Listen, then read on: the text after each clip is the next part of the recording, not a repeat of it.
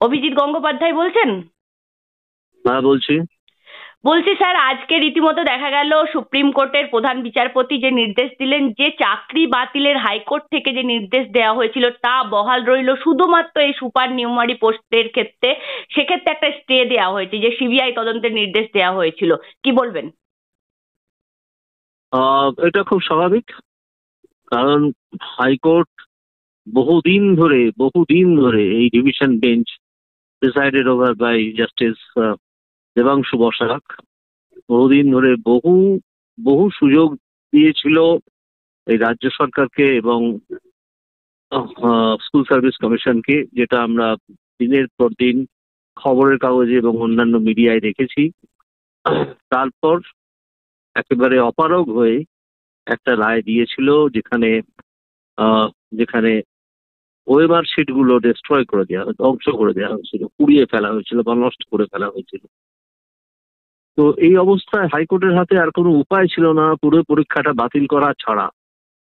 এবং এটা সম্পূর্ণ দুর্নীতিকে ঢাকতে গিয়ে মমতা বন্দ্যোপাধ্যায় এটা করেছিলেন, এবং সুপ্রিম কোর্ট সেটা সম্পূর্ণভাবে অবহিত হয়েছেন নিশ্চয়ই, না হলে এই অর্ডার তারা দিতেন না। এবং এখন আমি আবার বলবো, এই মমতা বন্দ্যোপাধ্যায় একটা কোন পদে আছেন পশ্চিমবঙ্গ সরকারের, এক্ষুনি তাকে পদত্যাগ করতে হবে, এক্ষুনি, উইদিন 24 আওয়ার্স তাকে পদত্যাগ করতে হবে।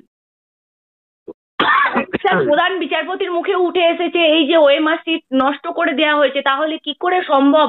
বা এই যে বিচারপতিরা কোনো রকম অস্ত্র হাতে না পেয়ে একসাথে বাতিল করতে বাধ্য হয়েছে কার্যত, এই এই তথ্য কিন্তু প্রধান বিচারপতির মুখেও এসেছে আজকে স্যার। এছাড়া কি আসবে? একটা ব্যাপার তো মানুষদের একটা ব্যাপার সম্বন্ধে সচেতন হওয়া উচিত। মানুষ অনেকেই সচেতন, তা সত্ত্বেও আমি আরেকবার বলি যে ভারতবর্ষের আদালত কখনো অবিচার করে না, সচেতনভাবে অবিচার করে না। এই যে ওএমআর শিট নষ্ট করে দেওয়া হয়েছে, তার ফলে সত্যিই তো আজকে এটা তো আমারও প্রশ্ন একজন সাধারণ নাগরিক হিসেবে, যে কিভাবে তাহলে জানা যাবে যে কে নম্বর পেয়েছিল ঠিকঠাক আর কাকে নম্বরটা জাল করে বসানো হয়েছিল, জাল নম্বর দেওয়া হয়েছিল, চাকরি বিক্রি করা হয়েছিল। আমি বলবো এই জন্য তো সম্পূর্ণ তো দায়ী মমতা বন্দ্যোপাধ্যায় এবং তার পরিচালিত স্কুল সার্ভিস কমিশন। করতে হবে, একদমই প্রধান বিচারপতির মুখে উঠে এসেছে যে কারা এর সুবিধাভোগী তাদেরকে খুঁজে বার করতে হবে। ঠিকই তো কারা এর সুবিধাভোগী এটা খুঁজে বার করতে হলে প্রথমেই মমতা ব্যানার্জি এবং তার ভাইপো ব্যানার্জিকে গ্রেপ্তার করা দরকার এক্ষুনি। মমতা ব্যানার্জি যদি পদত্যাগ করতে রাজি না হন, তাহলে মুখ্যমন্ত্রীকে গ্রেপ্তার করা দরকার সিবিআই এর, যেহেতু সিবিআই এই ইনভেস্টিগেশন করছে এবং ইডিও মানি ট্রেলের ব্যাপারে আছে। এক্ষুনি তার দরকার মমতা ব্যানার্জি এবং তার ভাইপো ব্যানার্জিকে গ্রেপ্তার করে এই তদন্ত এক্ষুনি শুরু করা উচিত, যে কারা সুবিধাভোগী। ওনাদেরকে ধরে ইন্টারোগেট করলেই পাওয়া যাবে। ইন্টারোগেট করা হোক, প্রয়োজনে কাস্টোডিয়াল ইন্টারোগেশন শুরু করা হোক এদের দুজনের। এটা তো আজকের দিনে আজকে পশ্চিমবঙ্গবাসীর দাবি, এছাড়া তো অন্য কোনো কিছু দাবি করার নেই এই ক্ষেত্রে, এই সম্পর্কে। কিন্তু স্যার, এখানেই দুটো প্রশ্ন দাঁড়াচ্ছে। বিতর্কিত আইনজীবী যে তিনি প্রশ্ন করেছেন, বলছেন এই লোকসভা ভোটের আগে গোটা মন্ত্রিসভা কি গারদে থাকবে? তার উপর তো সুপ্রিম কোর্ট স্থগিতাদেশ দিয়েছে, আপনি বললেন। একদম মন্ত্রিসভার গারদে থাকা এক জিনিস, আর কারা সুবিধাভোগী তা বের করার জন্যে মমতা ব্যানার্জি এবং তার ভাইপো ব্যানার্জিকে গ্রেপ্তার করে বা গ্রেপ্তার না করে ইন্টারোগেশন শুরু করা উচিত। আর এই ইন্টারোগেশনে যদি তারা সহযোগিতা না করেন, তাহলে কাস্টোডিয়াল ইন্টারোগেশন করা উচিত, তখন গ্রেপ্তার করে ইন্টারোগেশন শুরু করা উচিত। কারণ এর সুবিধাভোগী তো মমতা ব্যানার্জি এবং তার ভাইপো, মাথা এবং ভেড়ে ইঁদুর, এরা দুজন মূলত।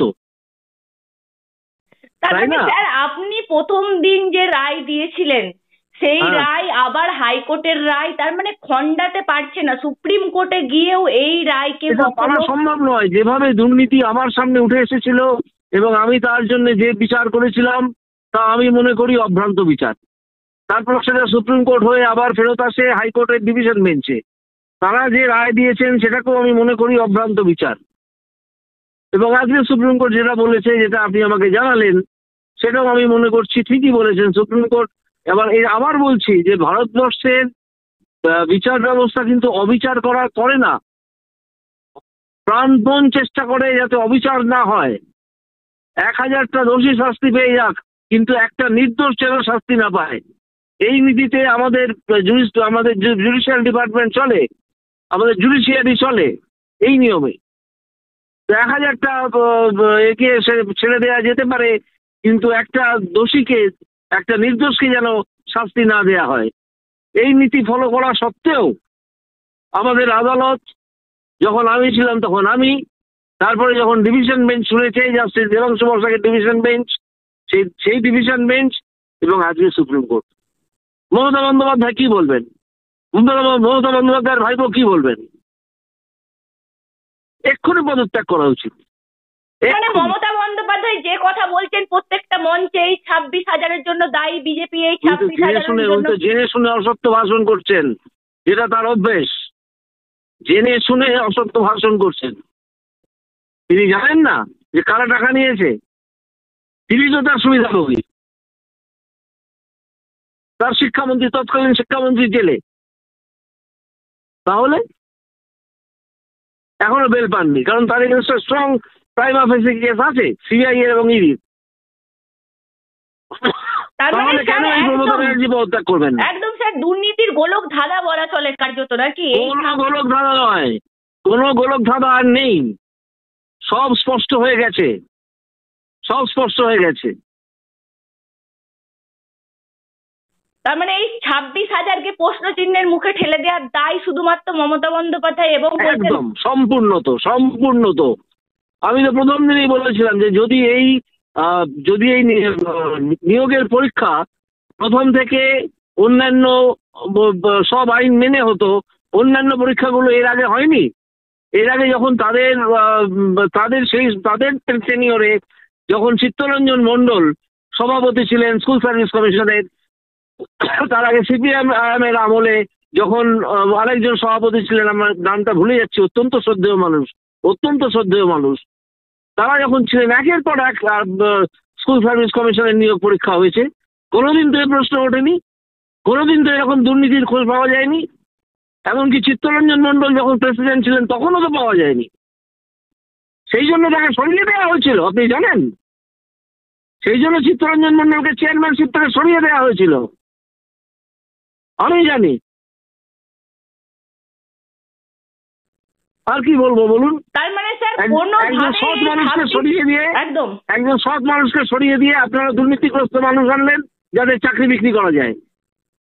আমি এটা আরো ডিটেলসে বলতে পারি, কারণ তখন চিত্তরঞ্জন মণ্ডলের সময় আমি স্কুল সার্ভিস কমিশনে মামলা করতাম।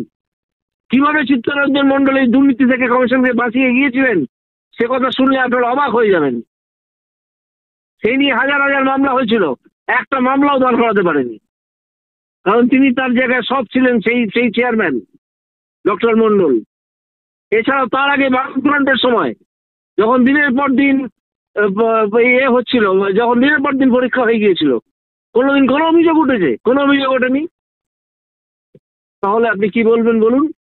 এবারে যে অভিযোগ উঠলো এবং তার সত্যতা প্রকাশ হয়ে গেল যে ওএমআর শিটগুলো ডিস্ট্রয় করে দেওয়া হয়েছে যাতে কোনো কিছু জানাই না যায়, তাহলে দোষী কি হবে? একদমই প্রধান বিচারপতির মুখে উঠে এসেছে যে এই ওএমআর শিট নষ্ট করে দেওয়া হয়েছে। হাইকোর্টের হাতে আর কি উপায় ছিল বাতিল ছাড়া?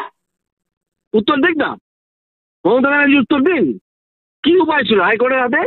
তিনি হাইকোর্টকে বললেন বিজেপির হাইকোর্ট।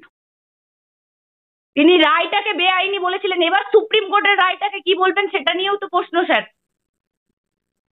বলতে দিন না, দেখা যাক উনি সুপ্রিম কোর্টের রায়কে কি বলেন। আচ্ছা, নির্লজ্জ মিথ্যাচারী এক মহিলা এই মমতা ব্যানার্জি, নিজে দোষ করে 26,000 পরীক্ষার্থী সর্বনাশ করলেন, আর তারপর বলছেন যে কোর্টটা বিজেপি। কোনো কাণ্ডজ্ঞান নেই, মিথ্যাচারী, নির্লজ্জ।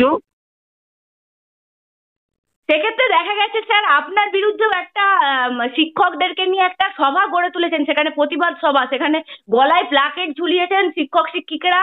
তারা বলছেন যে দেবাংশুকে জয়ী করা হোক, অভিজিৎ গঙ্গোপাধ্যায়কে নয়, মানে হ্যাঁ, ঠিক একটা আছে, দাদা প্রতিবাদ বলুন সভা। না। প্রত্যেক মানুষের মতামত প্রকাশের অধিকার আছে, কিন্তু কোনো মানুষের এই অধিকার নেই এ কথা বলার, যেহেতু তিনি মামলায় হেরে গেছেন তাহলে সেই জন্য ক্যালকাটা হাইকোর্টটা কি বলবে, ক্যালকাটা হাইকোর্ট উঠিয়ে দেওয়া হোক। কোনো রাস্কেল, কোনো মিথ্যাচারী বা দলনেত্রী বলবেন যে বিজেপির হাইকোর্ট, এইসব বলার অধিকার কারো নেই। রাজনৈতিক বিচার বলা হয়েছিল স্যার, এই রায়কে এইসব বলার অধিকার কারো নেই। কেউ ব্যক্তিগত মত প্রকাশ করতেই পারেন, গলায় পোস্টার ঝুলি হোক, প্ল্যাকার্ড ঝুলি হোক, যেভাবে হোক, যে রামকে নয় শ্যামকে ভোট দেওয়া হোক, সে বিষয়ে আমার কিছু বলার নেই। কিন্তু এই যে মিথ্যাচারিতা, এই যে মানুষকে আবার বিভ্রান্ত করার চেষ্টা, কিন্তু আদালতকে আপনারা বিভ্রান্ত করতে পারবেন? সেটা পারবেন না। আদালতে যারা বসেন, আমি নিজের কথা বলছি না, যে বিচারপতিরা বসেন তারা অনেক বেশি অভিজ্ঞ। আপনার আইনটা এবং আইনের বিভিন্ন দিক এই মিথ্যাচারী মমতা ব্যানার্জির চেয়ে অনেক বেশি ভালো বোঝেন। আর ওই ভাইপো ব্যানার্জি ক্লাস 8 না কি পাস করেছে তাও ভালো জানা নেই ভালো করে। কোটি কোটি টাকার মালিক, রাজপ্রাসাদ তৈরি করেছেন কোন পয়সায় কেউ জানে না। সে চেঁচাচ্ছে যে হাইকোর্ট তুলে দেওয়া কলকাতা থেকে। তোমাকে কেন বার করে দেওয়া হবে না পশ্চিমবঙ্গ থেকে? সে প্রশ্নের উত্তর তুমি আজকে দাও। তিনি বলেছেন অভিজিৎ গঙ্গোপাধ্যায়ের জন্য হাইকোর্ট ব্যবস্থাটাকেই ভারতবর্ষ থেকে তুলে দেওয়া উচিত। এইসব এইসব লোকজন, এরা তো পড়াশোনা কিচ্ছু জানে না, কোনো ধারণা নেই। টাকা কামিয়ে ওপর থেকে হঠাৎ করে উড়ে এসে একটা নেতা বলে নিজেকে ঘোষণা করে দিলেন, আর তার পিসেই সেও ঘোষণা করে দিল নেতা। বাকি যারা লড়ে গিয়েছিলেন তৃণমূলের হয়ে বামফ্রন্টের বিরুদ্ধে, তারা কোথায় গেলেন? তারা কেউ নেতা নন? আজকে ওদের প্রচারের দিকে তাকিয়ে দেখুন না। প্রচার জন্য একমাত্র মমতা ব্যানার্জি করছেন আর এই ভাইপো ব্যানার্জি করছেন, আর কারো কোনো খবর নেই। এটা কি একটা গণতান্ত্রিক দল? এটা দলটাই গণতান্ত্রিক নয়। তো তারা গণতন্ত্র, বাহ্যিক গণতন্ত্র কিভাবে, আভ্যন্তরীণ গণতন্ত্র রক্ষা করতে পারে না, তো তারা বাহ্যিক গণতন্ত্র কি করে রক্ষা করবে? কিছুই পারবে না, পারেও না। স্যার আপনাকে অসংখ্য ধন্যবাদ আমাদেরকে সময় দেওয়ার জন্য। নমস্কার।